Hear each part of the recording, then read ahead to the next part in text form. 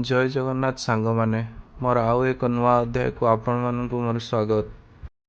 जी पवित्र रथ यात्रा এই पवित्र रथ यात्रा रे आपण को जगार दर्शन तो निश्चित करेगी। चलंतु ता संगे आपण को देखौची सुवर्णरेखा ब्रिज, जो ब्रिज बाल्यापाड़ एवं जलेश्वर को कनेक्ट करछि। सांग माने आम बाल्यापाड़ रे एक सुंदर जगन्नाथ मंदिर टी अछि। से माँ विमला, लक्ष्मी एवं शिवंक मंदिर पुरी रे जमिति प्रतिवर्ष रथयात्रा हुए आमर मध्य एठी प्रतिवर्ष रथयात्रा हुए। खूब धूमधाम रे रथयात्रा पालन हुए।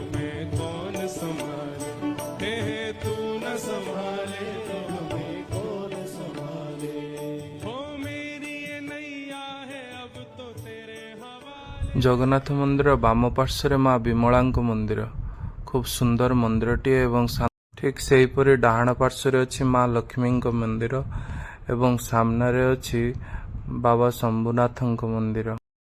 जगा मौसी माँ मंदिर जावाक संपूर्ण भाव प्रस्तुत। शंखनाद, हुलहुली, हरिबोल, बाजा एसबू जगार आगमनर आभास देउथाय। जगन्नाथ जगन्नाथ चक्का नयन चक्का नयन।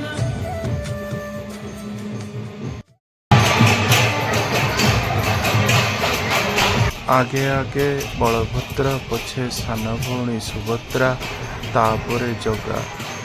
जगाल तोते देखिबा पई पूरा संसार डरिगला। उद्धार कर जगा, उद्धार कर।